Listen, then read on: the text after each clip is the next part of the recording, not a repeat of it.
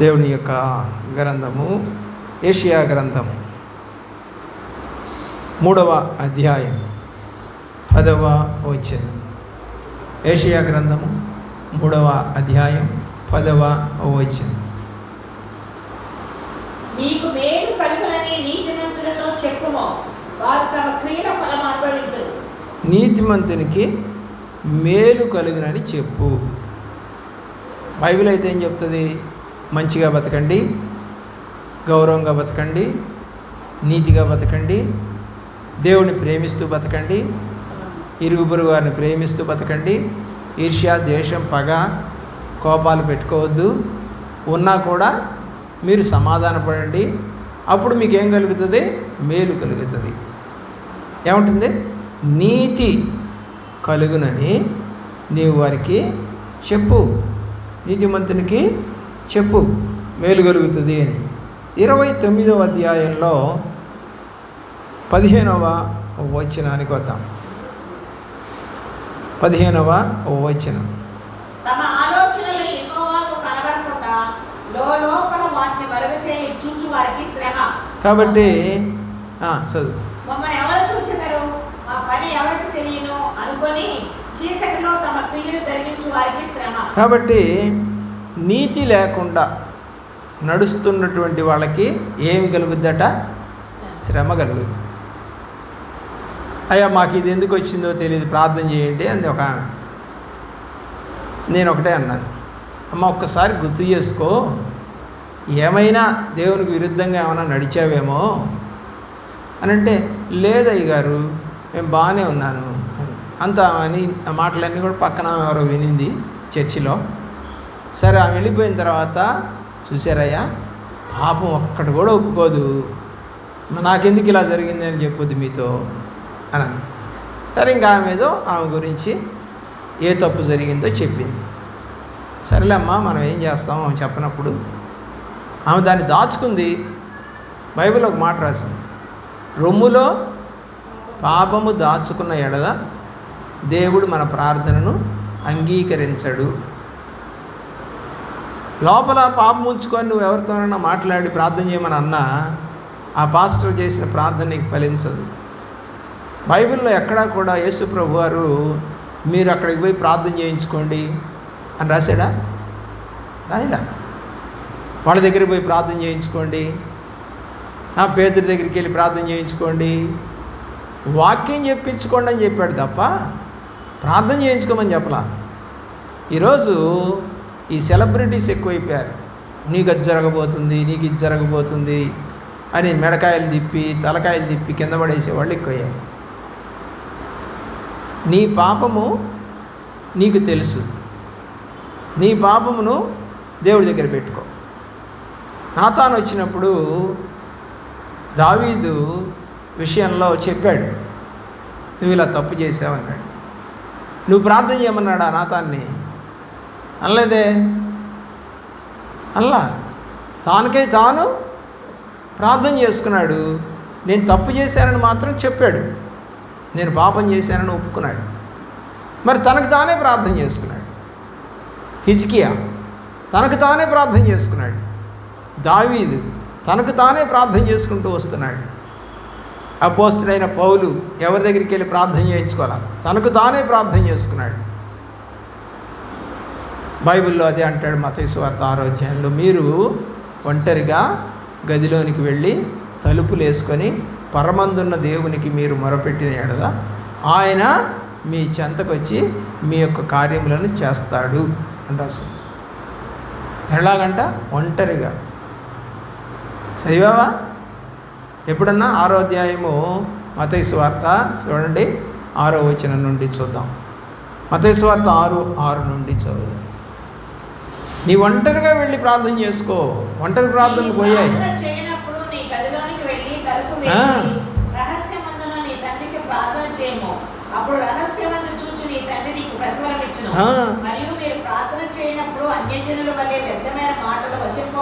పాపము గురించి చెప్పండి. ప్రార్థన అంటే చుట్టాలని, స్నేహితులను, సంఘస్థులను, పాస్టర్ గారిని, దేశ నాయకులను, వీళ్ళ గురించి కాదు నువ్వు చేయాల్సింది. చెప్పండి, దేని గురించి చేయాలి? మన పాపం గురించి మనం ప్రభు దగ్గర గుర్తు చేసుకుంటూ, ఏమైనా చేశాను, దేవునికి విరుద్ధంగా ఏమైనా నడిచానా, ఎక్కడన్నా తప్పిపోయానా, పడిపోయానా, వెనుతిరిగానా, ఆయన్ని బలహీనంగా వెంబడించానా, అంటే ఆయనకి రావాల్సిన ఘనత రానియకుండా తిరిగాను. ఇవన్నీ మనం పరిశీలన చేసుకొని ప్రార్థన చేసుకోవాలి. ఆయనకి ఇవ్వాల్సిన టైము నేను ఇచ్చానా, ఆయన గణపరచాల్సిన విధంలో గణపరిచానా, తప్పిపోయానా, పడిపోయానా, జారిపోయానా, అన్నీ కూడా మనం పరిశీలన చేసుకోవాలి. అది ఒంటరి ప్రార్థన. ఒంటరి ప్రార్థన చాలా మేలు చేస్తుంది కుటుంబానికి, నీకు. ఎవరికి చెప్పొద్దు, నీకు నువ్వే చేసేసుకో. ఎవరి దగ్గరికి వెళ్ళి ప్రార్థన చేయమని అడగొద్దు. నీ పాపం ఏంటో, అలాగే నీకు రావాల్సిన ఆశీర్వాదం ఏంటో, నీకు మేలేంటో ఆయనే ప్రతిఫలం ఇచ్చును. ప్రతిఫలం ఇచ్చును. నా దగ్గరికి రండి, నేను ప్రార్థన చేస్తానని చెప్పట్లేదు ప్రభువారు, చెప్పలేదు. అక్కడ ఉన్న వాళ్ళందరికీ చెప్పేది ఏంటంటే, ప్రార్థన చేసుకోండి, మీరు గదిలోకి వెళ్ళి ప్రతిఫలం ఇస్తారు, అంతే. అలాగే యెషయా గ్రంథము 29వ అధ్యాయము 18వ వచనం. ఆ దినమున చెవిటివారు గ్రంథవాక్యములు విందురు, అంధకారము కలిగినను గాఢాంధరము కలిగినను గుడ్డివారు కన్నులారా చూచెదరు. యెహోవా యందు దీనులకు సంతోషము అధికమగును.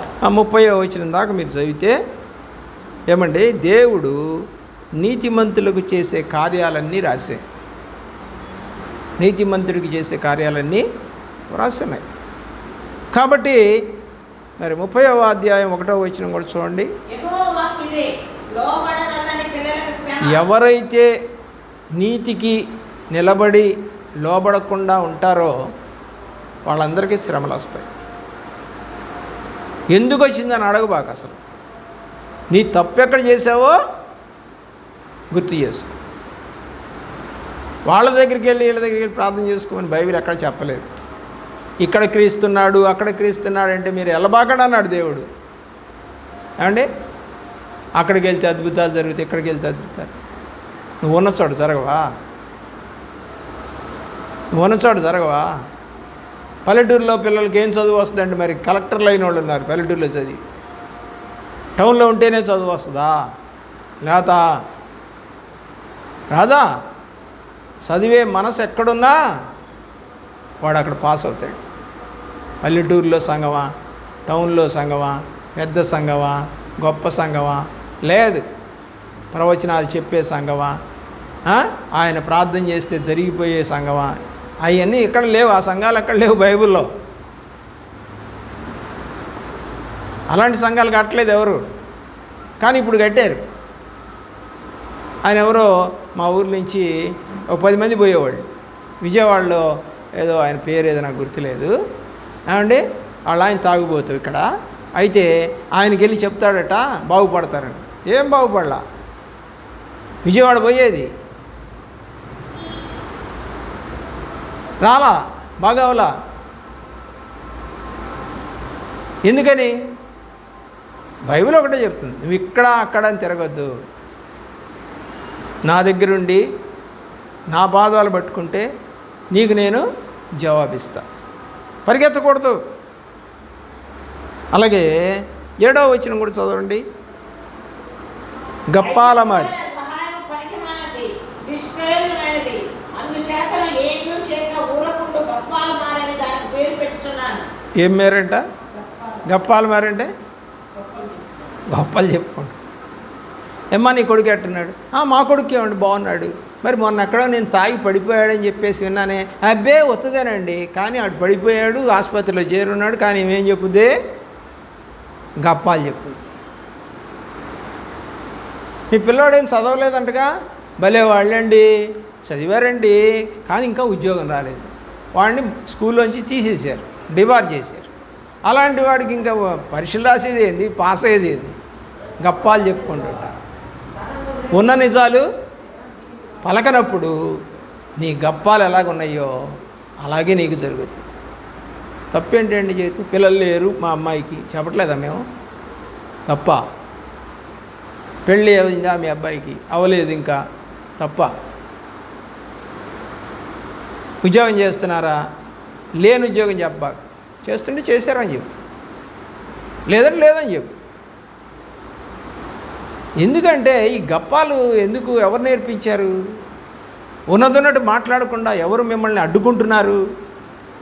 ఎవరున్నారు లోపల? సాతానుడు ఉన్నాడు. అబద్ధం చెప్పు, నిజం చెప్పబాకు, దాటే, ఇవన్నీ లోపల ఉన్నాడు చెబుతాడు. యోహాను రాసిన మొదటి పత్రిక 4వ అధ్యాయం 4వ వచనంలో మీలో ఉన్నవాడు లోకంలో ఉన్నవాడి కన్నా గొప్పవాడు. అంటే లోకంలో ఉన్నవాడిని గొప్పవాడిని చేస్తున్నావు నువ్వు, కానీ దేవుని గొప్పవాడిని చేయట్లా. ఎంత పాపం అది! ఎవరికి వాళ్ళు స్థానం? దేవుడికా సాతానికా? ఆలోచన చేయండి. 9వ వచనం చదువు. 9, 10 వచనాలు. 11. ఏంటంట? తిరుగుబాటు జనులు. మనం చెప్పే కొంది ఏం చేస్తారంటే వాళ్ళు ఎదురు తిరుగుతూ ఉంటారు, వాక్యాన్ని నమ్మరు. సొంత మాటలు చేస్తే వదిలేయి, వాక్యం చూపిస్తున్నప్పుడు దానికి లోబడు. 9వ వచనం.